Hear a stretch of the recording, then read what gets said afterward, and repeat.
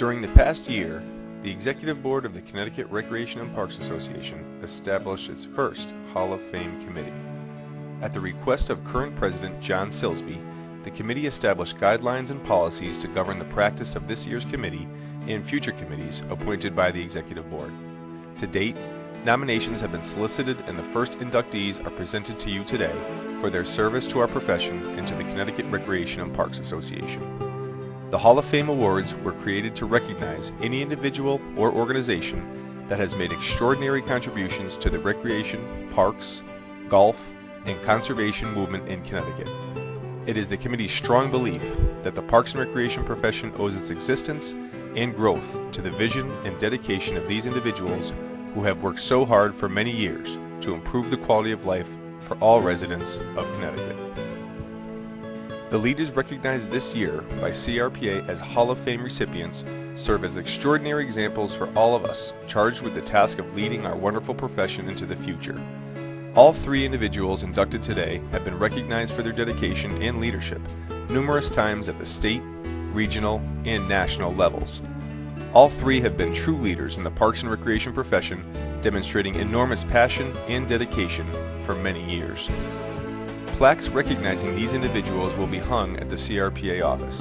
It is hoped that through donations and sponsorships, a website and mobile presentation will be developed to properly recognize these and future exceptional leaders for their contributions to CRPA and our profession.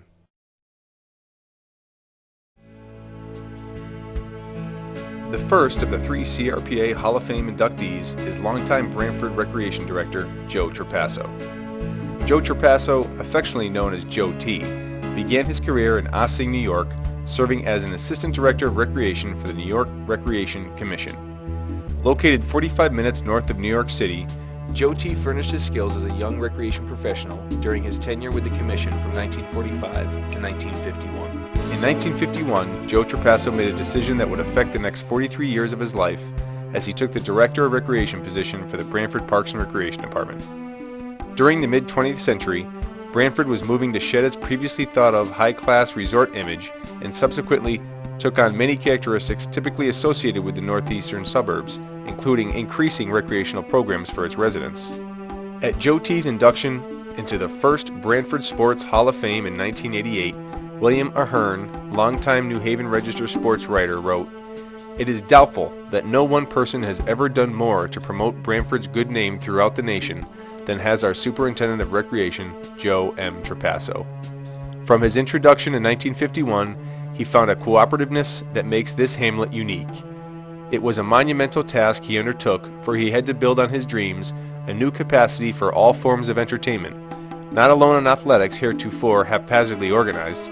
In a unique way, he demonstrated that he was realistic, he found fertile fields in Branford, and though enticements were far richer elsewhere, our dynamic man remained in the town he grew to love. He did it with a dedication to his own ideal. Be realistic, demand the impossible. During this illustrious career in Branford, Joe T. was known for engineering some major ideas for the Branford Recreation Department. Joe played an important role in the development of perhaps one of the country's most beautiful parks. Foote Park in Branford now offers a variety of recreation activities that did not exist before Joe T. was in office. Newly created tennis courts, softball fields, a Little League field, lit jogging and walking paths, an outdoor amphitheater, lit basketball court and playgrounds were all created under the supervision of Joe Trapasso. Joe T. also had his hand in the improvements to Veterans Memorial Park, Hammer Field, playgrounds at Stony Creek and Short Beach, along with the creation of various other recreational facilities in Branford. Joe T. won numerous professional awards while in Branford, including the CRPA Distinguished Service Citation for Outstanding Leadership, CRPA Past President Award, Branford's First Citizen of the Year Award, and was the first person to be inducted into the Branford Sports Hall of Fame. Personally, Joe M. Trapasso was noted for his smiling face and his boisterous Italian greeting of "Buongiorno." Professionally, Joe T. was known to be a taskmaster, a person who set high standards, demanded perfection, loyalty, and an individual who praised loudly and blamed softly. He was known to have a unique ability to select men and women to do what he wants done and was a great delegator of responsibility. He was a passionate individual up until his passing in March of 2003. Joe was married to the former Betty Ann Sliney for almost 50 years and was a father to 6 children: Anne, Patricia, Margaret, John, Betsy, and Jody. Ladies and gentlemen, I ask that you bring your attention to the stage where CRPA Hall of Fame committee members Bill DeMaio and Jim Capides will introduce the individuals receiving the honor on Joe's behalf. Our second inductee into the 2008 CRPA Hall of Fame embodied everything that a recreation professional should strive to emulate. Dedicated CRPA past president George Sanford devoted countless hours to not only his profession, but also to his sustained service as an executive board member and treasurer of CRPA. He was a pioneer in the field of therapeutic recreation, and his service to the profession brought out hundreds of smiling faces and countless hours of joy for the children that he cared so much about. After receiving a graduate degree in recreation and physical education from Springfield College in Massachusetts, George Sanford took very little time before he made his own mark in the recreation field. In 1950, George Sanford established the Recreation Department at the Children's Hospital in Newington, Connecticut. It was at the Children's Hospital where George was known to have displayed a deep devotion and passion for his career in therapeutic recreation. After short career stints as a camp director in Des Moines, Iowa, and a recreation director at the Rochester Rehabilitation Center in New York, George returned to his roots in 1968, where he was hired back as the director of recreation at the Newington Children's Hospital. In remembering his close friend and coworker, Don Chafee delivered these personal words while celebrating the life of George Sanford. We all know his love for the field of therapeutic recreation. He spent more than a half of his life working with the children in that institution. He was an active member of the CRPA from 1968 through his retirement in June of 1988. He held every position possible in that association. He was the glue and continuity for the association business. He probably was the chairman of the Jabroni Award, and he's meeting with people right now trying to figure out who's going to get the next Jabroni Award. The list of professional affiliations and offices held by George Sanford is long and distinguished. He was a member of multiple associations during his career, most notably CRPA Treasurer from 1976 through 1988, CRPA President in 1974, founder and chairman of the CRPA Therapeutic Section, and a 12-year member of the CRPA Executive Board. Upon his retirement in 1988, he was recognized by his peers with a life membership to CRPA and the recipient of the annual special citation by the New England Regional Council of NRPA. George Sanford spent his career creating recreation activities for thousands of children in Newington. He was a caring individual that thought of everyone's happiness ahead of his own up until his passing in December of 1990 at the age of 67. He was a father of 3 children, Larry, Marge, and Ray, and he was a devoted husband to his wife Joyce. As Don Chafee put it, George's number one love was that of his family. There was not one day at work in the last few years that he didn't mention or get into a conversation about his family. Ladies and gentlemen, I ask once again to bring your attention to the stage where CRPA Hall of Fame committee members Bill DeMaio and Jim Capides will introduce the individuals receiving this honor on George's behalf. The third inductee for the class of 2008 CRPA Hall of Fame is R. Peter Ledger. Affectionately called General Ledger, Peter helped establish recreation departments all over New England and was a devoted member of CRPA and NRPA for over 40 years. He is remembered as a person who revitalized the parks and recreation culture in New Britain, Connecticut through his leadership and passion for the profession.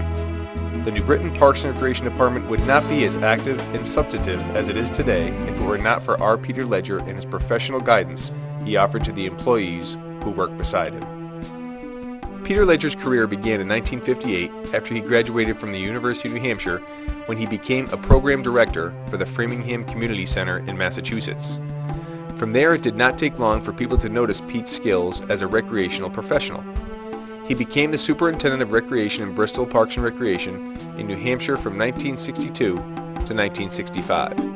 It was then in 1965 when Peter took a director's position for the Parks and Recreation Department in Groton, Connecticut, where he stayed for over 19 years.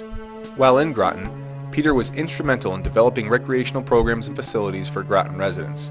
He was so well thought of in Groton that they bestowed upon him the position of acting city manager from 1977 to 1978, and both the Groton Jaycees and the Elks Club awarded Peter with a Distinguished Community Service Award for his civic mindedness. In 1984, Peter decided to take on a new challenge when he accepted the director's position for the New Britain Parks and Recreation Department. From 1984 to 2002, Peter Ledger was most noted for keeping the Rockettes in New Britain and having a hand in building New Britain Stadium. Peter was also responsible for coordinating international soccer matches at Veterans Stadium, the creation of the largest municipal skate park in New England, and developing numerous programs and events that are still around in New Britain today. On June 10, 2002, Ledger's Way was dedicated to honor Pete Ledger's service as Parks and Recreation Director for the City of New Britain. Ledger's Way is located at the top of the Frederick Law Olmsted designed Walnut Hill Park. It is an arch walkway to an urban trail that welcomes pedestrians to walk a path that starts in the heart of New Britain and easily connects to key educational, cultural, religious, and commercial points in the city. A metal sculpture resembling roses climbing a trellis designed by sculptor Joy Wilkie forms the entryway to the trail, reminiscent of rose gardens that formerly graced the area. The inscription on Ledger's Way reads, "Pete Ledger, a leader whose spirit and strength preserved our community parkland and elevated recreational programming excellence for the benefit of New Britain's diverse citizenry." R. Peter Ledger was known for having a unique passion for the parks and recreation profession. He received virtually every CRPA and New England Council award that is offered, and he is most noted for his leadership in APRS and as a member of the NRPA Board of Trustees. Peter was notorious for his New Hampshire ditties, as he had one for every situation. One of his most noted ditties was, "Don't tell me why you can't, tell me how you can." It is this particular ditty that defined R. Peter Ledger, as he encouraged his employees to do what they can to get the job done. He was legendary for his motivational skills, honesty, kind-heartedness, and loyalty to his employees. It is these very qualities that set him apart from others in the Parks and Recreation field. Ladies and gentlemen, your attention to the stage one last time as Bill DeMeo and James Capides introduce the legendary Peter Ledger.